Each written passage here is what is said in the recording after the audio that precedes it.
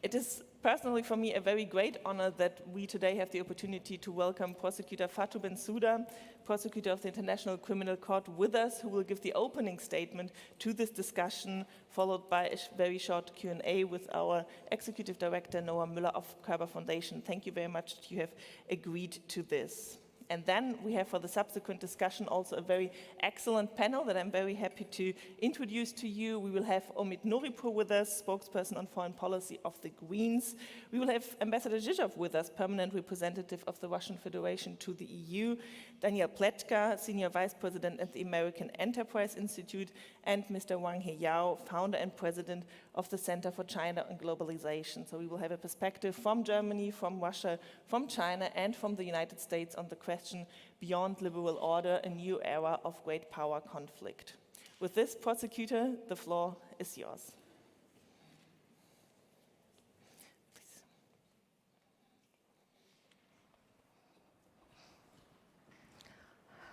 Thank you. Thank you. Madam Chair, you're not yet up, but I greet you. Excellencies, ladies and gentlemen, at the outset, allow me to express my sincere gratitude to our gracious host, the Körber Foundation, including Mr. Thomas Paulsen, Ms. Nora Müller, who is the chair of this panel, and their tireless staff for organizing this impressive annual forum and for inviting me to address the esteemed audience before which I have the privilege to appear this morning. And I thank them for the opportunity and all of you for your interest. Today's event takes place in the wake of a number of notable commemorations, including the centenary of the First World War, the 70th anniversaries of the Universal Declaration of Human Rights, the Genocide Convention, and indeed the 20th anniversary of the adoption of the Rome Statute, which established the International Criminal Court. As we reflect on these significant milestones and remember the strides we have taken towards these achievements, at great human cost and national treasure, I observe with concern that in this new century, we increasingly find ourselves confronted with the threats to multilateralism and the post-World War II rules-based global order, where the sanctity of sovereignty is misappropriated in the service of exceptionalism and a rejection of international law and the international rule of law. The hopeless world where every nation must fend for itself in a lawless state of chaos will indeed be nasty and brutish. This is not a theoretical construct, but the reality of the human experience and the lesson of history and of war and peace throughout the ages. Lessons on which the post-World War II global order, however imperfect, was built in the hopes of saving future generations from the scourge of destructive great power rivalry, perpetual wars, and mass atrocities. The same lessons that gave birth to the world's most successful regional integration project to date, the European Union, inspiring many others to follow suit. Lest we forget that multilateralism, as the preferred modus operandi for interstate relations and corporations, multilateral institutions, including those that advance the peaceful settlement of dispute and the rule of law, are all hard-earned fruits of our costly experience, our common loss, and indeed, our common awakening and wisdom. In an increasingly interdependent world, faced with global challenges from climate change and cross-border terrorism to war and mass atrocities, real success and progress depends on our willingness to acknowledge that it is only through collaboration and a concerted effort that we can hope to counter the destructive and destabilizing force of these ills.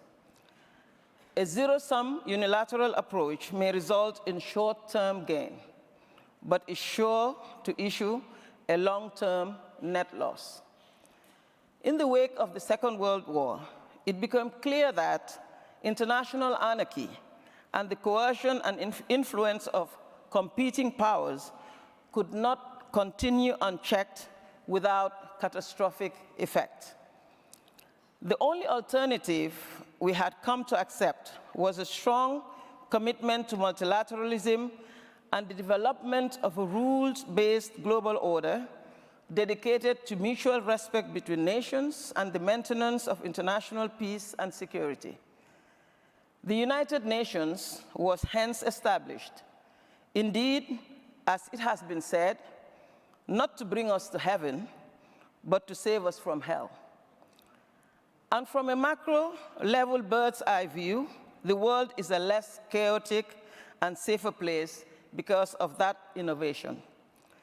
In parallel, an unprecedented effort was made to ensure a measure of accountability for the atrocities committed during the war, culminating in the Nuremberg and Tokyo military tribunals, where for the first time, individuals, irrespective of rank or status, stood trial and were convicted for their roles in those serious and systematic crimes committed during the war. As His Excellency Foreign Minister Maas eloquently stated last month in Nuremberg, it is the triumph of civilization over inhumanity that characterizes these trials. Indeed, Nuremberg and Tokyo became the birthplace of a new understanding of law and justice, which is no one is above the law. The dynamics of the Cold War witnessed mass atrocities in the ensuing decades, and it was not until 2 generations in the former Yugoslavia and Rwanda that with a renewed sense of urgency, that consensus was found to create an ad hoc tribunals to address these situations through the United Nations Security Council resolutions. On the heels of these initiatives, the need for a permanent court to try the world's most heinous crimes and destabilizing crimes became evident. Fast forward to Rome, 1998, where the aspiration to end impunity for the most serious crimes of concern to the international community was finally fulfilled. Over 120 states across the world created the International Criminal Court as an independent judicial institution, complementary to national jurisdictions with the mandate to investigate and prosecute genocide, crimes against humanity, and war crimes. And from this year, the mandate was extended to include the waging of illegal wars, but more broadly, the crime of aggression. With the creation of the International Criminal Court, an important normative, but also structural and systems-based message was sent globally. That first, the commission of mass atrocities as merely politics by other means will no longer receive a pass, and that perpetrators, irrespective of rank or official status, must answer for their crimes. That an international criminal justice system is crucial to a rule-based global order, and its institutional manifestation in the form of the ICC is now a reality and an important part and parcel of the global system. Today, the court benefits from the membership of 123 states parties and has possibly greater reach due to the court's jurisdictional competence. My office is currently conducting preliminary examination of alleged atrocity crimes in all corners of the globe, from Nigeria, Colombia, and Venezuela, to Palestine, the Philippines, and Bangladesh, Myanmar, with a view to determining if these situations warrant the court's intervention. I have also asked the court's judges for authorization to open investigations in Afghanistan. Additionally, as part of our formal investigations, we are progressing with the collection of evidence of alleged crimes in Georgia and in Burundi, and we are building prosecution cases in the Central African Republic, in Libya, Uganda, and Cote d'Ivoire. Simultaneously, we are achieving convictions in court in relation to the situation of the Democratic Republic of the Congo and Mali concerning crimes from conscription and use of children as soldiers to the destruction of cultural heritage and buildings dedicated to religion. The court is not bereft of challenges, from complex operating environments to deficits in state cooperation and changing political climates, coupled with dwindling resource capacity against ever-increasing demands. Yet we recognize that these challenges are, alas, not uncommon. We have seen similar developments in a number of institutions dedicated to the promotion of human rights and a rule-based order. The multilateral system, as we know it, is under pressure. Yet we also recognize that no major advance in human progress has traveled the path of least resistance. Along with my team, we remain committed to our mandate under the Rome Statute and will continue to engage in that crucial work without fear or favor, responsibly and without overreach. But let it be clear, we will not be deterred from honoring our duties and responsibilities under the Rome Statute. The challenges also remind us that the pursuit of international criminal justice is not the preserve of any single institution. We at the ICC cannot walk this path alone, and we rely on the unique, dynamic, and interdependent system created by the Rome Statute, wherein the court and a myriad of other actors act and engage at various levels. We should also recall that the founders of the ICC clearly recognized the intrinsic link between peace and justice by confirming in the preamble of the Rome Statute that atrocity crimes threaten the peace, security, and well-being of the world. In this context, the court and my office in particular continues to develop its relationship with the United Nations Security Council in order to advance the much-needed twin results of accountability and sustainable peace within which, and with full respect for our respective independent mandates. Your Excellencies, ladies and gentlemen, we cannot become complacent. Today, we see extremism and capricious violence on the rise. We see insidious rhetoric aimed at dividing our societies and our resolve to ensure accountability for atrocity crimes. We see how complex international questions and carefully crafted negotiated solutions are abandoned and turned into simple win-lose paradigms. It takes the wisdom of patience and the courage of painstaking diplomacy and compromise to win peace, but only seconds of hubris and unilateral misadventure to wage war. It takes the courage and often the sacrifice of millions to finally adopt multilateral institutions that advance the human condition and experience, but only silence and inaction in the face of ill wishes to lose the progress that has been made.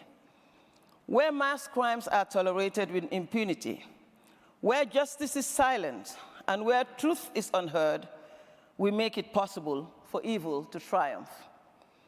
Ultimately, international criminal justice, with the ICC at its core, serves humanity as a whole. It is not exclusive to one people, to one place, or one time. Its protective embrace is for all to enjoy so long as we have the courage to join it, stand firmly by it, and help withstand its challenges. I would like to recall here the sage words of the late Dag Hammarskjöld, the second Secretary General of the United Nations, when he stated that it appears, quote, on the basis of daily experience, that the world of order and justice for which we are striving will never be ours unless we are willing to give it the broadest and the firmest possible foundation in law, end quote. I can only echo this crucial sentiment. What is required today, more than ever, is greater support for the ICC, its independent and impartial work, and the international rule of law, not less. Any act that may undermine the global movement towards greater accountability for atrocity crimes and a rule-based international order must be avoided. What is required is greater dialogue and cooperation to jointly strengthen multilateralism and the evolving multilateral international criminal justice system. Dear friends, during war and conflict, the law must no longer remain silent. In closing, I take comfort in the notion that in the bazaar of ideas, only those that advance the human condition and experience will win the day. Here is hoping that with unshakable resolve, advocates and agents of peace and stability the world over, in this and future generations, commit to ensuring that multilateralism, the international rule of law, and their instruments of practice take humanity to the next aeon of civilization. The challenges are formidable, but so are the costs of failure. I thank you, and I wish you fruitful deliberations.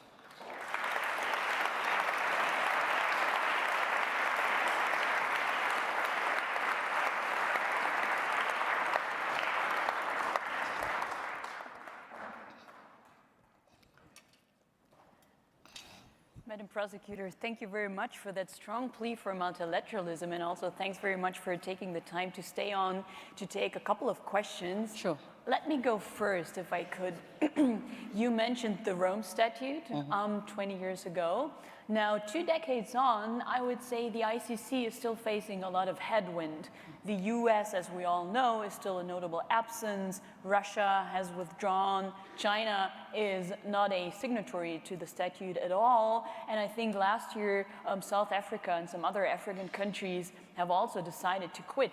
So my question, which is part professional but also part personal to you, is where do you actually take your optimism from? You know, one thing I always say, and which I mean, is I believe that creation of the International Criminal Court should be and is actually humanity's proudest, one of humanity's proudest moments. This is the international community coming together to say that atrocity crimes, that those who commit these crimes have to be accountable for those crimes. It is not easy. The work that we do is not easy and continues to face many challenges. But I do not think that this should stop us. I believe that in the 20 years that we have been operating, the ICC has already made an impact. Today, as I said in my presentation, 123 states are part of the ICC. And so major countries are not part of the ICC. Are not part of the ICC, but as I said, that does not stop us from doing this work that we should do. In all of the situations that we are mostly involved in, you find that it is only the ICC that is attempted to give justice, to do justice in those situations. We shouldn't say that because some countries are not part of the ICC, therefore, this noble work that we do, investigating and prosecuting atrocity crimes and keeping people who perpetrate these crimes accountable for these crimes, that we should stop, that we should give up. In fact, we should increase our resolve to ensure that these crimes, these serious crimes, are being, those who commit them are held to account. There is bound to be pushback because of what we do. There are bound to be challenges because of what we do. But this does not mean that this court should not continue its work or that it should stop because certain members, certain countries are not part of the ICC. In fact, I do see that those who join the ICC should see it, and I do believe it is, that it is, should see it as having the protective embrace of the law around its citizens. And this is critically important. The pushback that you mentioned, and you did mention from Africa, I do know that maybe couple of years back, there has been this serious pushback. But I also thought that it was important to do a serious reach out to explain what this court is about. Because one thing that the court has suffered from is lack of understanding of its mandate, what are the limitations of that mandate, what the court can do, and where the court cannot intervene. And it was critically important to engage in that dialogue. Officials of the court, including myself, went to great lengths to engage with the African continent, to engage with people in the diaspora, to have that dialogue about the ICC. Because today, if you look at Africa, out of the 53 or 54 states, 33 or 34 states are part of the ICC. This is a big number. And this has also shown the belief that the African states do have in the ICC. Yes, we did have those threats, including Gambia, my own country, threatened to withdraw, but thank God, the Gambia is still part of the ICC and is not withdrawing. And likewise with South Africa, there is always need for that dialogue. We are engaging, we are talking. It has not yet materialized. In effect, and we hope that it doesn't, because I believe that South Africa is also one of the important states as part of the ICC. And we continue to maintain that dialogue, not only in Africa, but also elsewhere. We have to continue to show the importance of the ICC currently. That's a fantastic final word for this part of the conversation. Now I would like to invite you, ladies and gentlemen, to join this dialogue. I think we have time for two very quick questions, which I would like to collect. I see Rarida Durham first, and Volker Perthes. And please be very crisp and brief. Thank you very much. Rarida Durham, I'm founder and executive chairman of Beirut Institute, and good to see you again, Madam Bensouda. So, do you want to give us one or two real serious and tangible success stories where you were able to make a huge difference as the ICC? Where would that be? And secondly, I want you to focus, if you wouldn't mind, on the issue of Palestine. Was that a problem? You couldn't take up this issue. Is it because of the failure of the Palestinian Authority in bringing it properly before you? Or did you have some roadblocks that didn't allow them, given the fact that they are members of the ICC and it was about occupation being addressed? Thanks very much, Rarida. Volker Perthes. Thank you very much, Volker Perthes, Director of the German Institute for International Security Affairs here in Berlin. Let me first say how much we appreciate your work, Ms. Bensouda. It's a real progress for international society.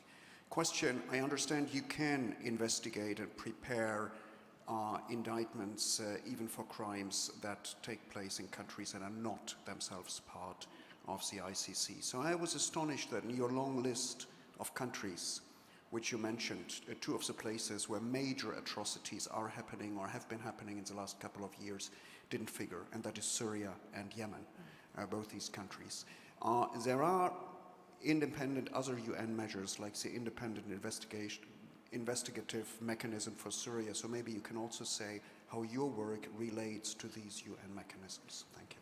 Thanks very much. So we have success stories, we have Palestine, and we have Syria and Yemen. I think first and foremost, I say that the very existence of the ICC is a success story. I think this is critically important. But concretely talking about cases, you will recall that our first case, which was the Lubanga case, in which we focused on child soldiers, a phenomenon that I believe was underrated.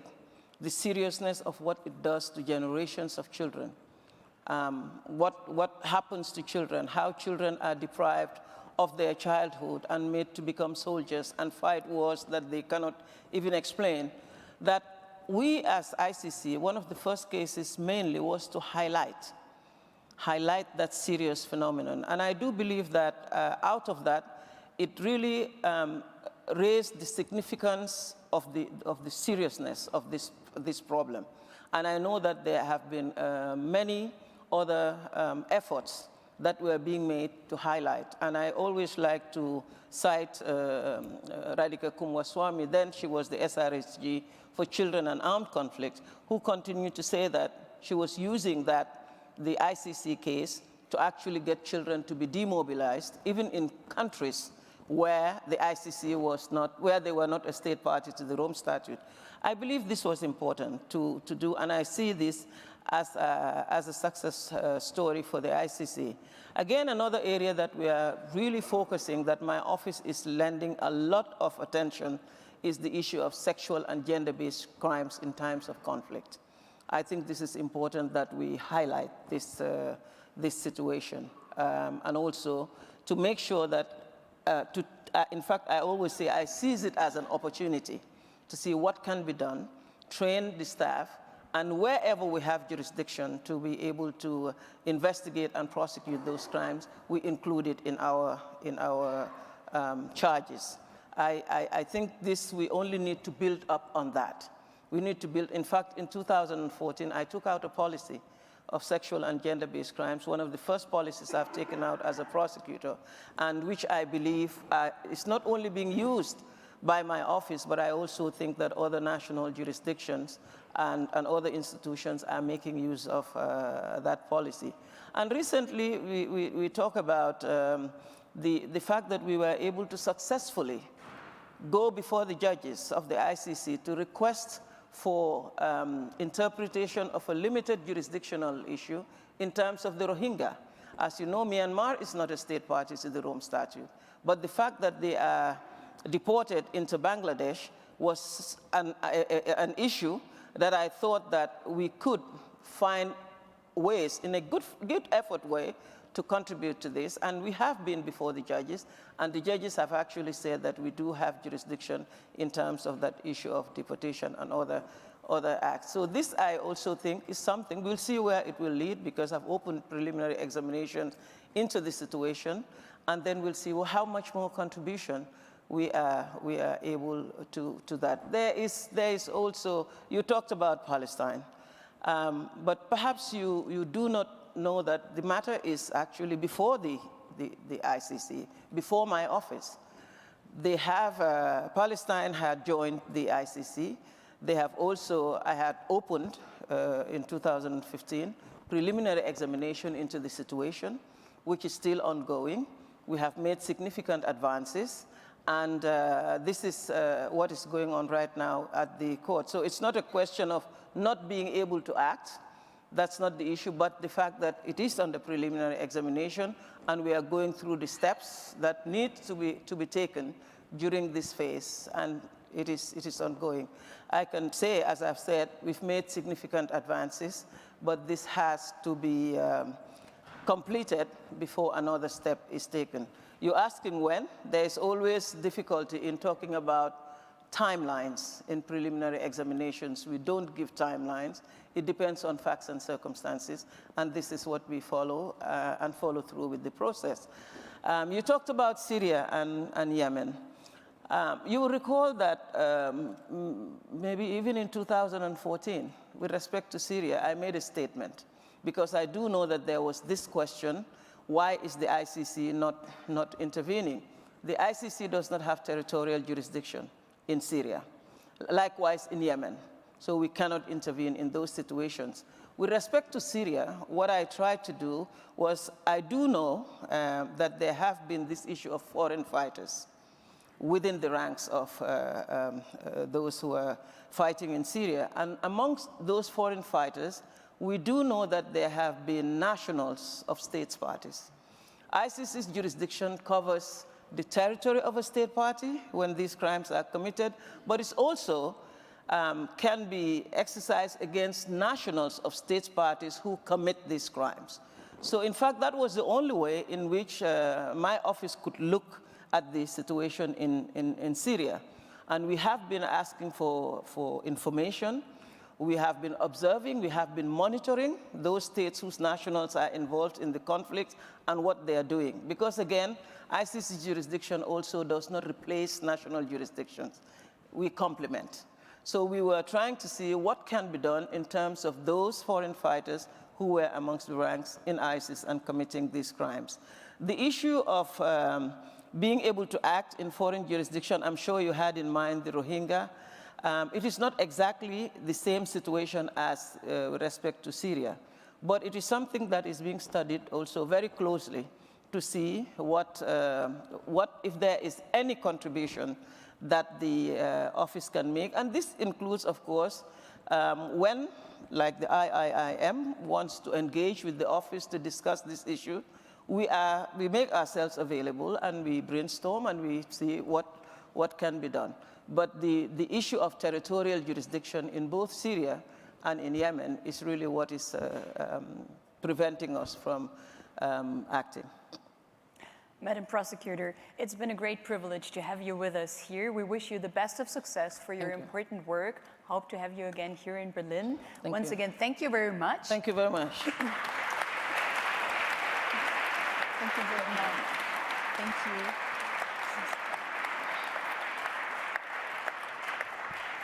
Ladies and gentlemen, and while we are rearranging the stage, let me lead over to our next panel, the future of the liberal order.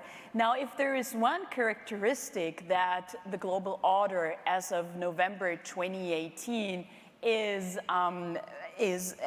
there is one characteristic of that order, it's certainly the erosion of multilateral structures and what some people call the return of great power competition.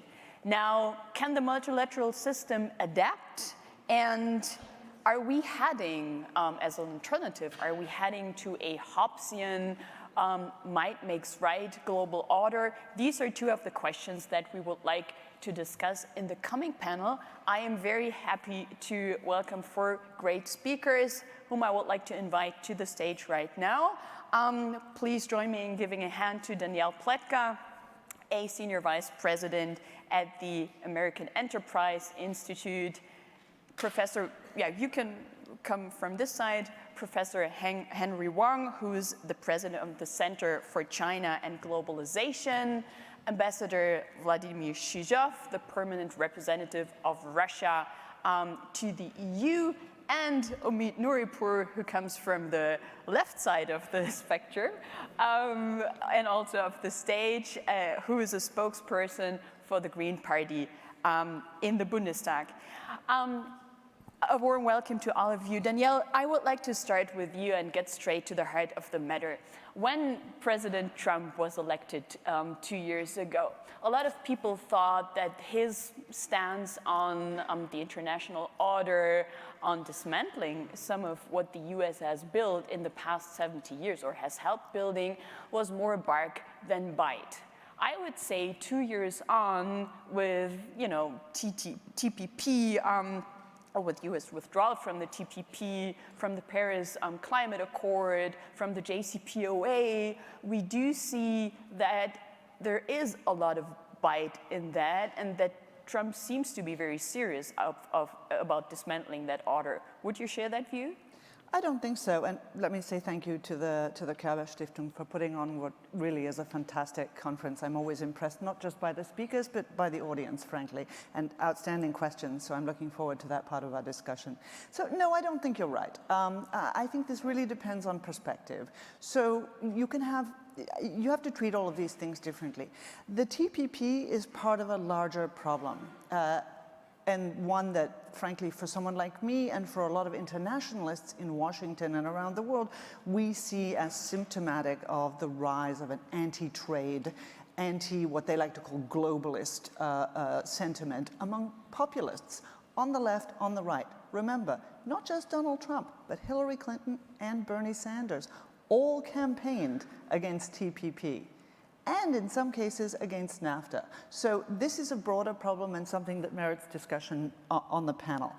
The second question on the JCPOA, that really goes to the merits of the JCPOA. It's much less about Donald Trump and much more about a question that broadly exists on the American right about the value of that agreement and the wisdom of how President Obama and his Secretary of State, John Kerry, signed up to it. So, let's take those things. And the Paris Accords, again, much more of a left-right question than a Donald Trump question. In general, how we see, from the sort of, I don't want to call myself a never-Trumper, but certainly from the liberal, internationalist, conservative community in Washington, I think that we see the bark still being louder than the bite. The commentary, unhelpful commentary about NATO, for example, not really being followed up with any substantive withdrawal. The unhelpful commentary about some of the more challenging regimes in the world, whether it's about Erdogan or about Putin, not really being followed up by any substantive foreign policy. In fact, the opposite. Isn't Trump's focus on bilateral deals, isn't that all about being the antithesis to multilateralism? Certainly, if the man has a philosophy, and I'm not entirely persuaded that a former real estate mogul has a philosophy, I think you're right, that there is a belief in the power of, as the president himself likes to say all the time, the deal. He likes the deal. You know, let me do a deal with Xi, let me do a deal with Putin, let me do a deal here and there, and that's how we'll get a better deal. It hasn't been proven to us that we've gotten a better deal that way. But then again, there is a strong national sentiment on both left and right in the United States against some aspects of multilateralism. Nobody is fond of the United Nations. Nobody is fond of supranational institutions. And so you really do need to keep that in mind when you talk about whether this is more about Trump or this is more about an historical American antipathy towards those sorts of structures. Mm-hmm. Thanks very much. We'll come back to that point. Let me move over to you, Henry Wong. And I would like, at least mentally, to move to a cozy Swiss mountain village called Davos. That is where President Xi, last year in January, presented himself very much as the champion of multilateralism and free trade. But my sense that in Europe and some other places, there is increasing unease with what I would call multilateralism with Chinese characteristics. And I think one example is BRI, the Belt and Road Initiative, which of course is a masterstroke of geopolitical advertising in a way. But at the same time, people could also argue that it's an effective tool to market a Sino-centric global order. So just for the sake of the argument, I will say China is a challenger rather than a supporter of multilateralism. So do push back against me. Yeah, thanks, Nora, for this question. Actually, first of all, I'll congratulate on the Steve Foundation for doing this excellent, Körber Foundation for doing this excellent conference. We have quite a few Chinese colleagues here, so it's expanding international influence. Regarding your question, I think now we are in a really challenging and fascinating time, actually. I was just at this 2 weeks ago at the Paris Peace Forum, which I'm also a steering committee member, but I think the world is really in the process of reflect and also rethinking how we can really push forward. And this is also 70-some years of Second World War finished. And I was at the History Museum in Berlin. I was really impressed with all the display there that people really need to constantly look back. I think that after the Second World War, which the United States does, was really great. I mean, they have been set up the first generation of globalization, global governance. We have the United Nations, we have the World Bank, IMF, WTO, but that system has been running for 70-some years, and it really is not that function perfectly, if I may say so. That's why we get this Brexit, and also President Trump now standing up to say, let's do American first. But I think, in the long run, we still need to have this global governance structure going. So the globalization 2.0, which I think is shaping now, including G20, which is happening next weekend, and we have also, of course, APEC, we have also TPP, RCEP, and now, of course, Belt and Road Initiative. So what I think that China has been opening up for the last 4 decades. So this year is actually 40 years anniversary of China opening up. But in order not, China has been benefit greatly from its opening up. We had a foreign capital coming in, foreign talents, multinationals. But I think now the China has, also in the last 4 decades, because of the globalization, I think President Xi was right. Globalization has benefited a lot of China's development. That's why China has been able to lift almost 800 million people out of poverty and contribute 1/3 of the world GDP growth. So I think what China is now saying, look, we have been benefiting from outside world. What can we do to contribute to the growth of the world with new impetus, new investment, and a new mechanism? So that's, I think, BRI is exactly the new tool that, or mechanism that China is trying to set it up, which is it's a global project. It's not China solo. It's not just, if you want to treat Belt and Road as a venture capital project, China is an angel investor, put up the seed money, startup capital. Now we need A round, B round, C round. Let's have all chipped in and then make this world more prosperous. So I think I would agree that China is really add-on. It's not going to change the paradigm or really disrupt the existing system. China wants to maintain, and as President Xi has said many times as well, wants to improve, wants to really enhance. So I think while the world is looking for new stimulus, China has been able to provide that, which I think is great. So the next April, China is going to have a second summit of a Belt and Road. So China is looking for proposals. China is interested into the multilateral approach for this, is have a global, we maybe have more, suggestions, recommendations, and ideas from our friends around the world. That's why China is having this kind of suggestions. I do take your point, but I still wonder, why is it so hard for people in the West, let's put that in inverted commas, to follow that logic that you're just presenting? Why do people have so many second thoughts about China's intentions when it comes to BRI and other large infrastructure projects? I think, this is just a start. China, after all, after 4 decades of developing inwardly, and now it's first time they're outward development. It needs time, it needs experience, it needs international collaboration. I think AIIB was really a perfect example of how China, like UK, Germany, France, everybody is really helping to make AIIB work.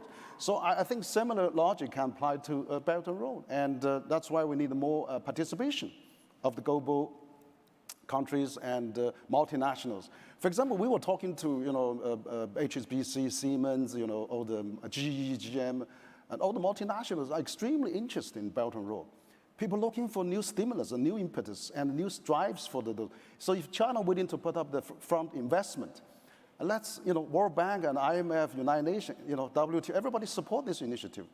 So it's really, I think there's a problem of communication and a dialogue. I think precisely that's this Berlin Foreign Policy Forum is a great platform for get ideas exchange.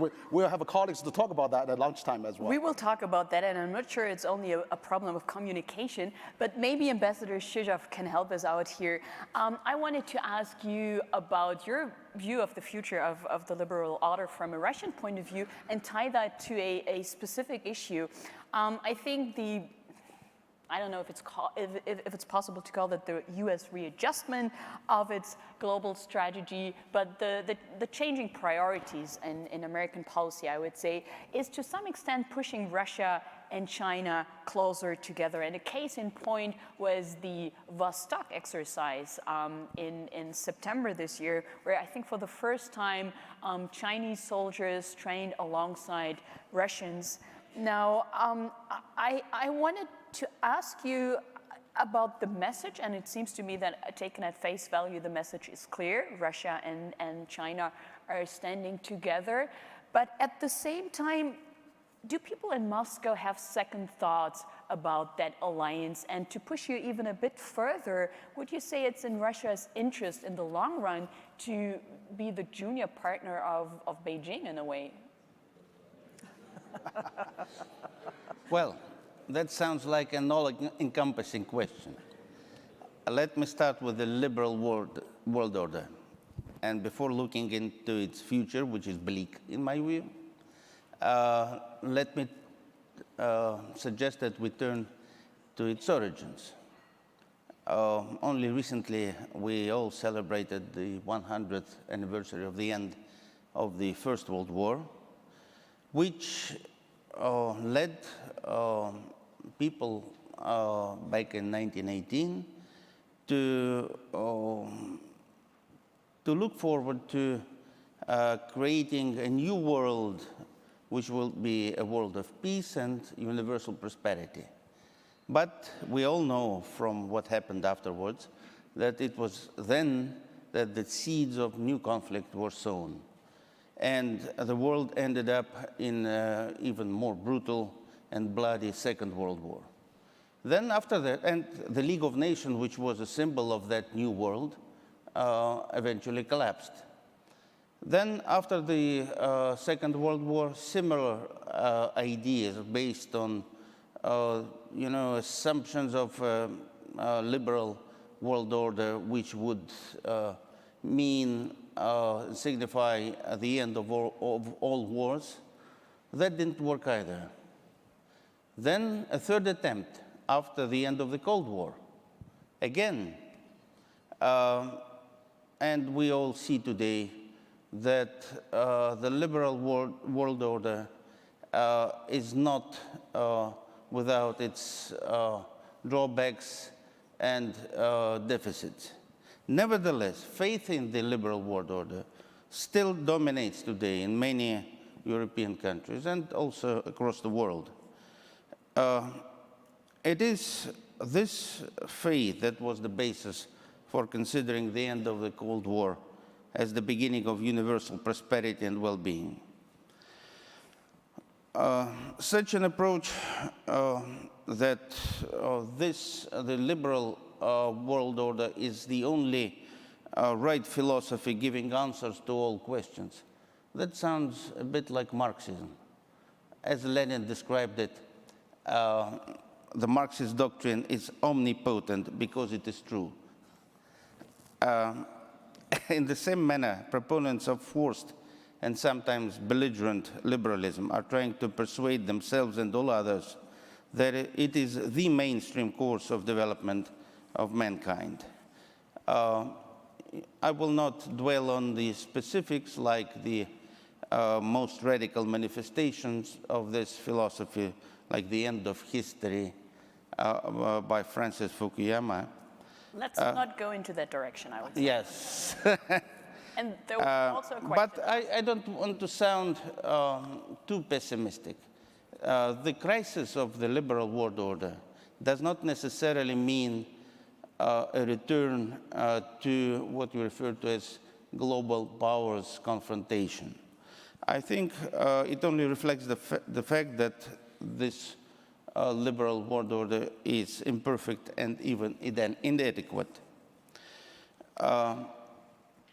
You've referred to the role of China and Russian-Chinese relations, which are the best that we have had in decades. And the reference to the Vostok military exercises was particularly interesting because for some reason this has led some NATO countries to express their apprehension as if NATO is having plans which might cover Eastern Siberia, because that's where the exercises were held. Of course, it was a quite unusual exercise. It was for the first time, I believe, that there were 100 times more Russian soldiers than Chinese soldiers. The numbers were 300,000 to 3,000. Developing a partnership with China does not signify a Russian pivot to Asia, as some people would like to express themselves. But I would say it's a strategic partnership reflecting the both geopolitical, geoeconomic role of Russia, and actually underlining the role of Russia as a major European and Eurasian power. And you're not concerned that Beijing may give you not a bear's hug, but a dragon's hug that may not be to the benefit of Russia? Should we? I'm asking. I don't believe so.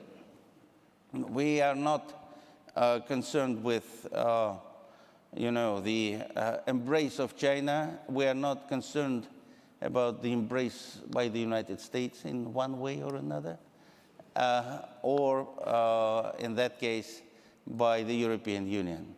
Actually, Russia is facing the challenges that it has in a transparent and, I would say, very balanced manner. And that includes our relations with Europe, with the United States, and with China. Thanks very much. Omid, I wanted to come back to something that Foreign Minister Heiko Maas has come up with an idea, the alliance of multilateralists. The idea behind that is that there should be a group of some countries, including Germany, but also South Korea, Canada, Japan, and those countries are supposed to be sort of the building block of upholding the rules-based international order. Now, my question to you is, do you think that those middle powers really bring enough clout to the table to actually achieve that goal? And I cannot resist the temptation to ask you what a Green foreign minister would have done differently. We would deliver. Let me first start with the expression of my gratitude for the opportunity to be part of this distinguished panel. The moment I got the invitation, I was wondering if I got a tough time here. But to be honest, I'm very convenient now, because finding this huge middle between the American non-philosophy and the Russian too much philosophy, it's quite very easy. The situation for Europe is we are in a place between a rock in the White House and two hard places in Beijing and in Moscow. I fully agree with that, but what Ms. Pletka just said, that this is not the first time that the Americans are withdrawing from multilateralism. We had a bunch of issues like that, and in cases in the 90s and also in the 0 years. But I see a huge difference between Clinton's unilateralism, or the way Bush tried to lead, and a kind of isolationism we see in these days. You know, there is no doubt that it won't work, but it's obvious that looking at a current situation now in Tijuana, the Americans need a cooperation not only with Mexico. They need a cooperation also with Honduras and then Guatemala and so on and so on. And just saying that they're going to leave from the global migration pact is not the best idea to find this kind of cooperation. This is why, at the end of the day, this kind of just going isolated and then just refusing any kind of cooperation won't work. On the other hand, we have two powers which are referring to multilateralism, but only for good weather, the good weather. You know, we wonder why China, after the speech we got in Davos, in a cozy place of Davos, why China is rejecting the international arbitration on the South China Sea. Of course, we have the same discussion with the Russians on the Crimea and the international law, which has been broken there. So I think this is our job as Europeans to find a way to rescue the multilateralism. And it's obvious that multilateralism is something any single country which is not a big power needs. I won't go to the point that I'm going to refer the benefits of it. I think I couldn't do it better than Ms. Bensouda just did. But therefore, there are two things we have to do. The first is doing our homeworks, which is spending in a smart way for defense, which is building up a foreign service which can deliver. It's not only a national question in Germany, it's a European one. Of course, it's a question of keeping the European Union together. I would bet that in 5 years, there are a lot of people in Great Britain who wonder how they can be heard on an international level. And of course, we have to find our other like-minded countries to create an alliance on. This is not a refusion of the fact that we need cooperation with the powers. Of course we need that, but it's obvious that there are a lot of countries within the EU and also abroad who are in need of something like a core of those who believe in multilateralism, and I would call it globalism because I don't want to leave the globe. So at the end of the day, it's a question of keeping these countries together by living the way of the shared values we have. Just give you one example. You know, you can confront me with the quotes of my foreign minister. I'm part of the opposition. You know, I fully agree with that, what he said. But we had this single moment when the foreign minister of Canada asked for support from Germany also because they had these disturbances with Saudi Arabia. They never got some. So we have to live this, we have to be credible in the question of the values we share if we want to build up a like-minded alliance to save multilateralism in the world. Thanks very much, Omid. We want to make this panel as concrete as possible, and therefore I would like to ask all of you, before we open this for questions and comments from the audience, to complete the following sentence. To make multilateralism more effective has to be done. Omid, I'll start with you. What's your... You want me to repeat what I just said? Make it even more concrete, because that was a bit, you know, it was nice, we have to understand that cooperation is not it's a zero-sum game. It's a benefit for anybody. And if everyone puts itself at first, it's going to be war. Okay. Ambassador, what's your...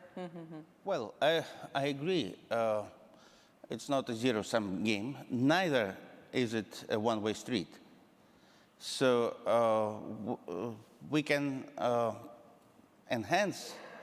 maintain and enhance multilateralism by working together, taking into consideration the legitimate interests of each other, and having as our basis norms of international law, not the rules-based international order, which is a vague and somewhat hazy expression, because immediately the question arises, who writes those rules and who approves them?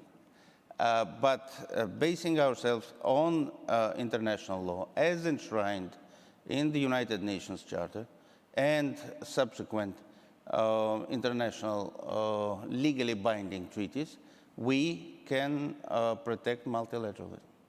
Henry Wong, your idea on how to make multilateralism? Yeah, I think so. Yeah, excellent question. And what I think is that because you know, for the last seven some decades, we've been going through prosperity, peace, and largely without big war broke out worldwide.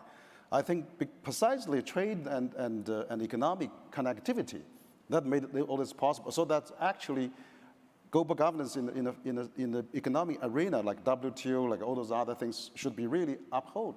So I would say, you know, like the WTO reform, which is China, EU, and Canada, and many other countries are really support. We should really find a way to improve that. Further than that, we should also strengthen the regional FTA as well, like RCEP, like even TPP, you know, CPTPP. China could be a possibility to join CPTPP so that we can upgrade our standards as well. And also, I will really, you know, support what President Macron has done on Paris Peace Forum, calling for proposals of the global governance practice, so that 850 proposal was submitted. Actually, Center for China Global is my think tank. We submitted 2 of them has been accepted. One is about the Global Talent Organization.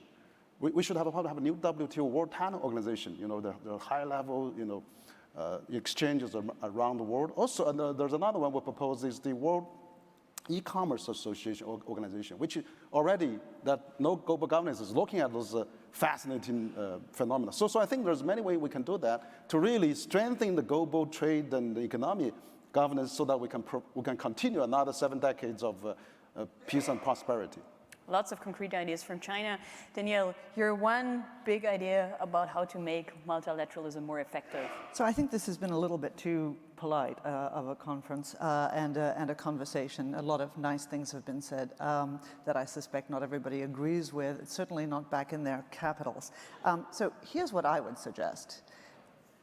If we want to have a multilateral system that works, we need to recognize what the real threats to the democratic powers of the world are. And when I say that, I mean the United States, Europe, our democratic allies in Asia and in Africa and in Latin America. The threat to that is not these small issues that we've talked about. It's not the election of Donald Trump. It's not even Brexit, although I think that is a symptom of some of the challenges that we face. The threat is that we have two important, rising, disruptive, revisionist powers in China and in Russia that seek to remake the global order in an image that is antithetical to the one that we forged with our allies after World War II. That is the real challenge. If we continue to say to ourselves that we have these tiny little threats on one side or another and don't recognize the predations that are represented either by the Russians in Crimea and what they call their near abroad, or China in the South China Sea, and their efforts to remake how the world looks, then all this talk about multilateralism and how to preserve the multilateral order is nothing other than cocktail party chat. And that's not what we want, and that's the perfect point to lead over to questions and comments from the audience, which I'm very much looking forward to. You know the rules of the game. You know the rules of the game. Please be as brief and as crisp as possible. And I have a first intervention from Turkey. Just a moment, Ambassador. No, we'll take the question first. That's very undemocratic. Galip. We're learning from the best. Well, thank you. I think, like, you know, the configuration of many panels of that kind, I'm sure, like, everyone here has been attended, like, you know, tens of hundreds of that panels on liberal order or the future of the international order, does tell us a lot. It's always US, it's always Russia, and it's always China. And depending on where this panel takes place, like, you have an addition from these countries. And this is, I think, the crisis of the whatever we call the international order, because it's not international and it's not an order in itself as well too. So here, like, the regional dimension did not feature at all. Like right now, in many parts of the world, in many particular regions of the world, you see the regional powers both playing a very disruptive, but at the same time very constructive role as well too.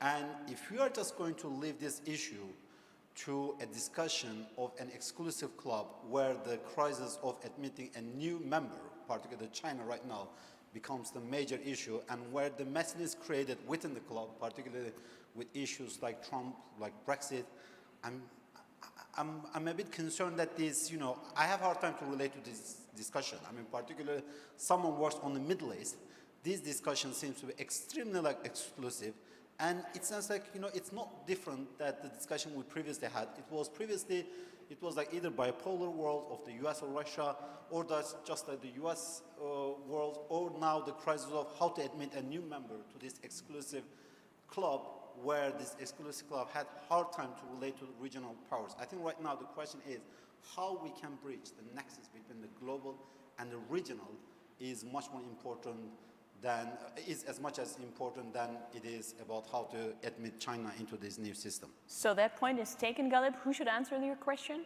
Well, I think it's particular to anyone. Anyone. Ambassador, you wanted to speak up anyways. Well, actually, I wanted to reply to the previous comment. We cannot achieve multilateralism by dividing the world into the good ones and the bad ones. This has led the world to a number of crises in the past. Any attempt to repeat that will have the same fate. Then again, I agree with the gentleman from the audience that a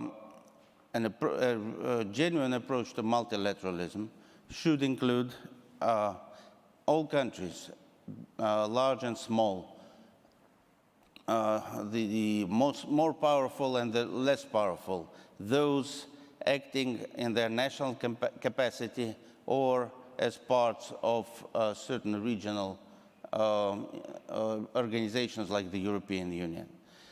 Only in this way can we achieve any success.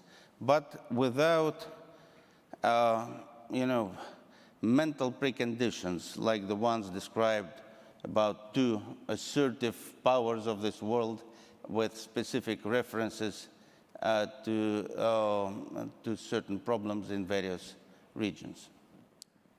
Omid, I saw you shaking your head a little bit, so I thought you wanted I agree that we won't get an undivided world with dividing us in good and evil, but neither we get any more multilateralism by invading neighbor countries.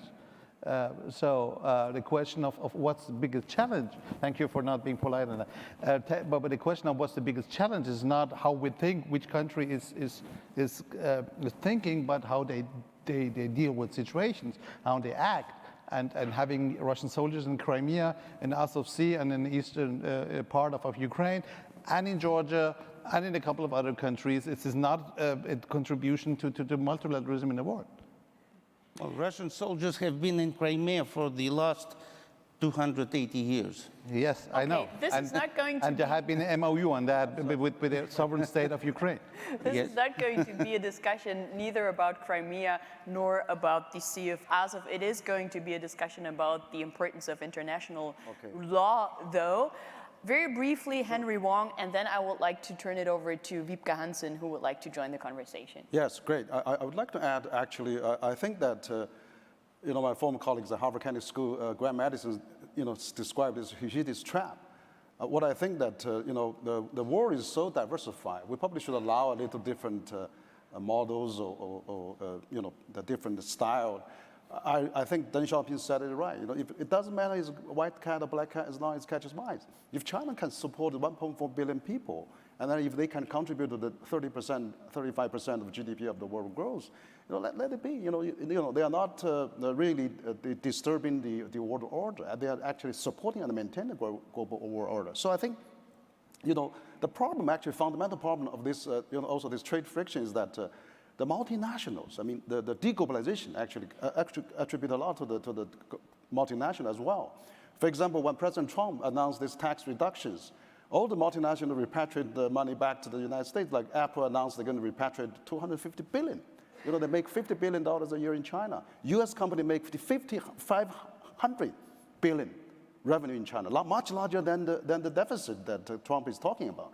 So if we're not solving this, multinational government, China, U.S., is really all blame on China. It's not fair. So I think now we have to have a fair trade system. We should have really solve this from all point of view, including multinational together, to really contribute to the domestic contribution.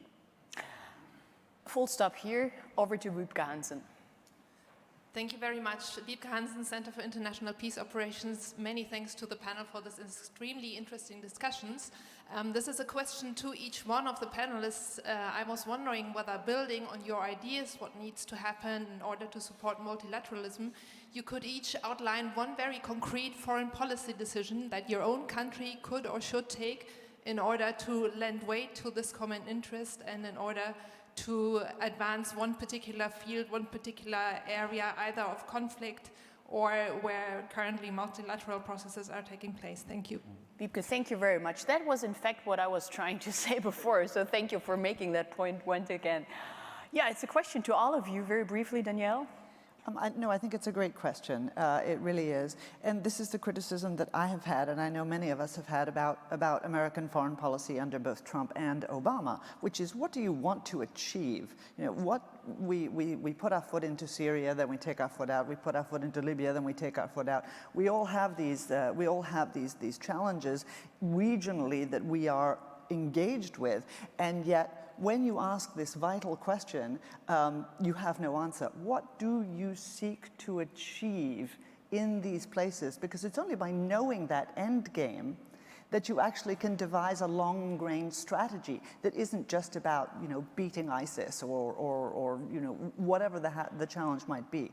So for me, the right answer has always been that a more peaceful world, a world that works better together, a world that sees less conflict, a world that sees less migration and disruption, is a world that is moving more towards democratic governance and democratic capitalism. Those are the things that unite Europe and the United States. They are the things that have been proven to be the most stable, the most peaceful, and have provided the most long-lasting regional peace that we've seen. That's what our long-range multilateral game should be. Henry Wang, with accepting the arbitration on the South China Sea on the part of Beijing, would that be a contribution to making multilateralism more effective?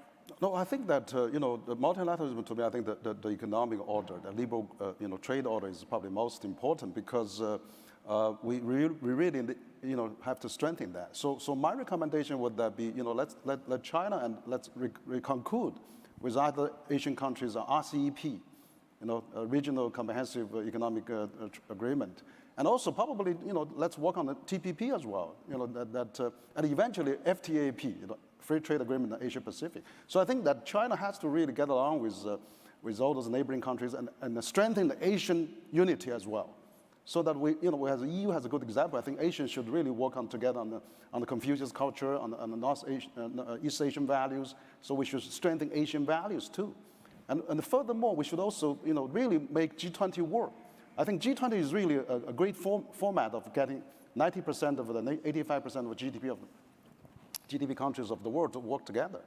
And then, so that's why I'm very looking forward to the meeting of President Xi and President Trump meeting this weekend in Buenos Aires in Argentina. So I think that's all I can say at this moment. Okay, I was just asking about the South China Sea because some people say that China's role there is the exact opposite of a multilateralist approach. Well, I think China has said again, it's already that's been the historically already belonged to China for such a long time, and China is just getting along with all the neighboring countries of China Sea.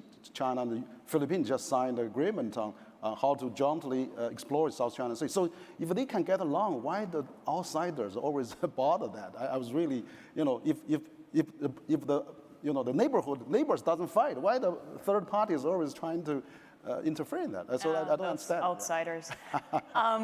Ambassador Chizhov, your response to Wiebke's question. Well, I believe the way to follow would be, first of all, to protect what has been achieved in terms of multilateral system of international law and international obligations. I will cite one area, perhaps it comes to the mind of others as well, that's arms control. We are witnessing today the gradual dissolution of the system of arms control as we know it.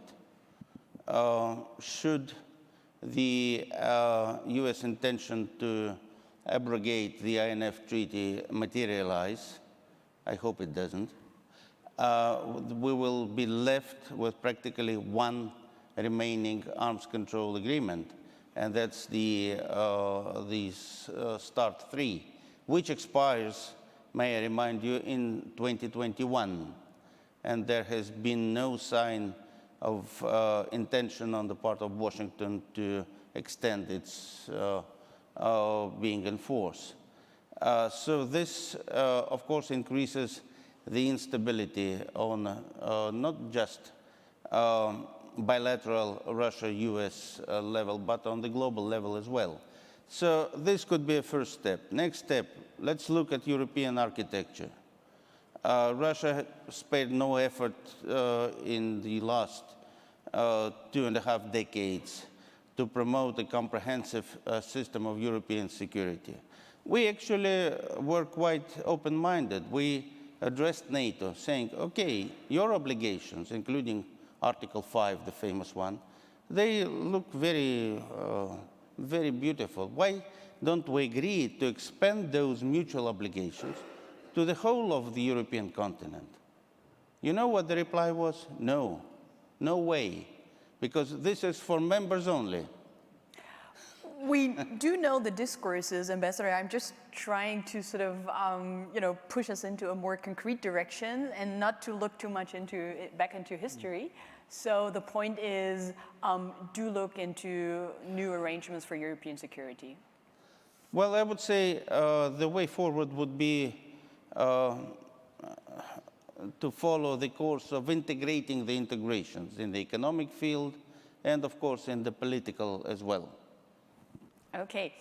Omid, one concrete point that I noted from this round of contribution is the issue of arms control, updating the existing arms control regimes towards the challenges of new technologies in weapons and arms. Is that something where you would say, okay, that merits looking into more closely? It definitely is, but you know, there is a part of it which we are not part of, and this is a question of nuclear weapons. So, as a non-nuclear state, Germany's role there is just limited. But of course, we have to understand that all of these treaties we're talking about now started with trust-building measures, and without that, there's no way we can go with disarmament and then arms control. Let me give you a few other examples for what Germany could do. First one is there are a lot of UN organizations having huge lack of fundings in these days because of the American withdrawal of it. We could try to balance it, UNHCR, for example. Second, keeping the European Union together means to step back from certain national interests, or at least egoism. One of them is Nord Stream. Nord Stream 2, the gas pipeline. I do not think that it's a good idea that if you want to keep Europe together, that this is a good idea. There are other things we could do within the European Union too. And the last one is, you know, if we want to save the WTO, we have to refer to our own mistakes we did, which led to the failure of the Doha round. And I think there are a lot of things that has been written on this, but I think that there is one issue which is crossing my mind all the time, which is not discussed all the time, and this is the way we, as Europeans especially, threatened the countries in Africa.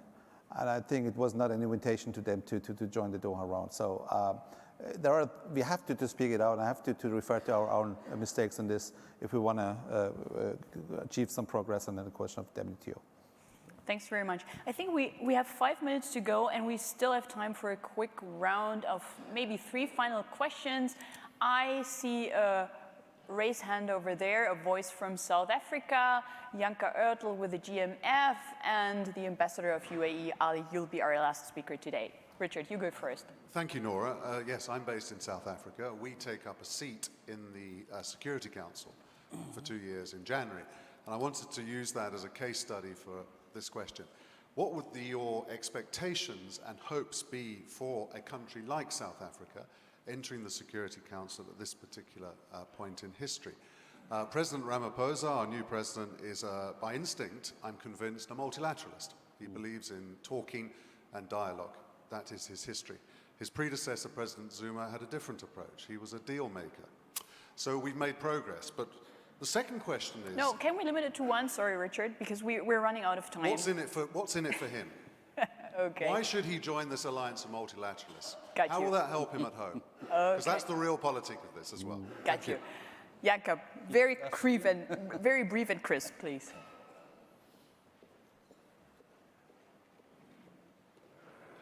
I have a question to our Chinese participant. What will China's order look like? Will it be a version of what we know now, or will it be technologically enhanced authoritarianism? Will it be international order that is multilateral, or will it be international order as in Xinjiang? Thanks very much. Ali. Thank you very much.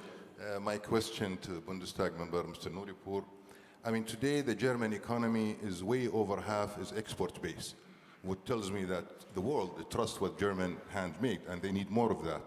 So, I mean, considering that fact, also, you take one of the major companies like BMW, which is they sell over 35% of their cars in China.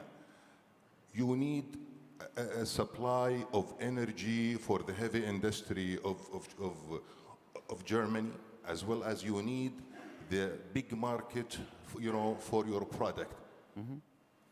To ensure that, it seems to me between Russia and China, those are the allies as a guarantee for the growth of the German economy.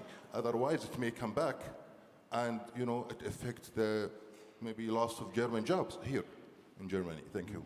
Okay. Thanks very much. So I would like to start maybe with you, Danielle, to respond to Richard's point about expectations towards South Africa's membership, non-permanent membership of the UNSC. And yeah, maybe you'll give it a try first. I know, I'm exactly the wrong person to answer your question, of course, because I don't see this as a fabulous opportunity, although I know it's viewed with great prestige. You know, the choice that faces any country that is not one of the Perm 5, that has one of the 10 spots on the Security Council, is to ask the question that I just asked about foreign policy, which is, what does Mr. Ramaphosa seek to achieve with this, with this seat on the Security Council? If he wishes to take up a seat in order to be a permanent thorn in the side of Europe and the United States, or to argue in favor of the United Nations General Assembly resolutions, then it'll be a fun 2 years of grandstanding and won't achieve much except perhaps a little bit of fame and fortune and unpopularity in Washington. There are, I think, other issues that any country that sits on the Council can choose, whether it's some of the multilateral treaty issues that we've just talked about, whether it's the modernization of some of the agreements that we've talked about that have not been looked at or renegotiated for the last 60 years. All of those are productive, and those are roles for a country that doesn't have a veto that can be. So it's really a choice between being productive or between being kind of a bomb thrower. And what I see from a lot of our friends in Africa is that they often choose the bomb thrower rather than the productive. And all I can say to that is, well, enjoy yourselves. It won't mean much. Henry Wong. I think the global order by China, with Chinese characteristics. Yeah. Well, I think that China has a 5,000 years history and 1.4 billion people. So really for China, the priority is really to get China in good prosperity and also stability. Prosperity and stability is probably most important. And on top of that, they can also contribute to the world.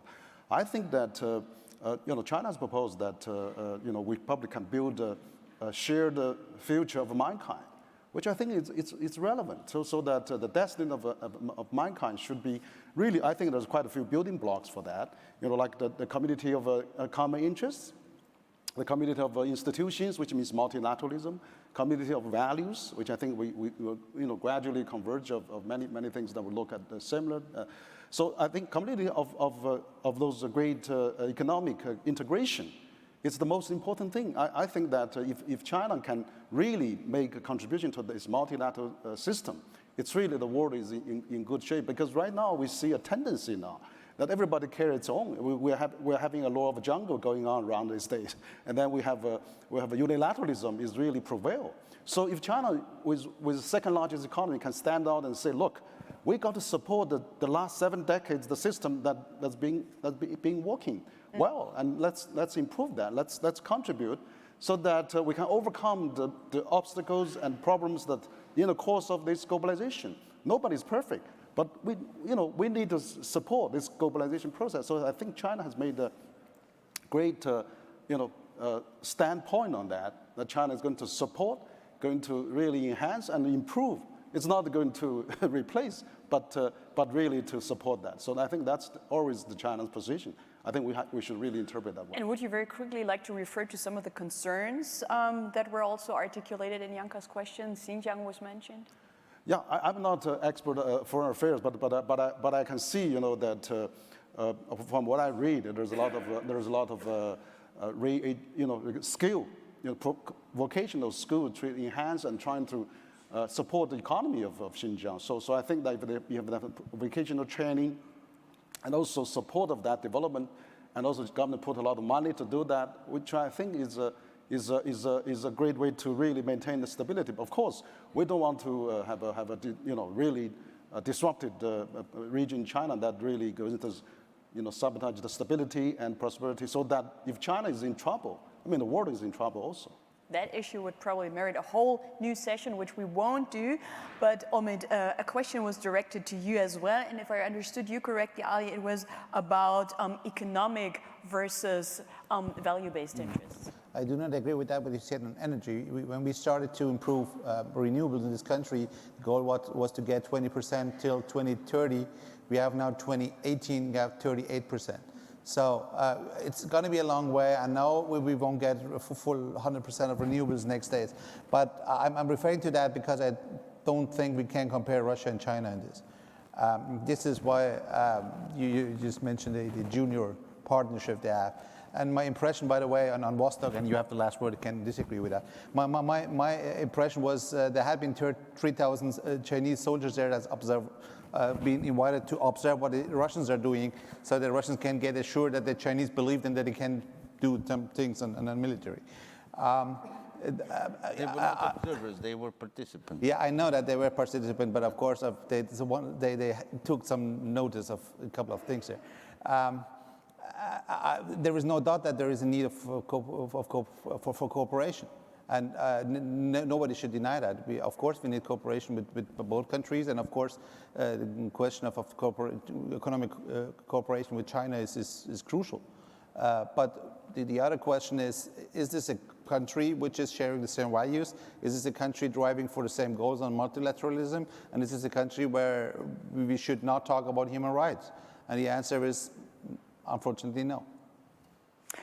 Thanks very much to all of you. I think we left plenty of issues for a good and interesting, not polite luncheon conversation. So with this, I would like to turn it over to Liana once again, and thank you all very much once again.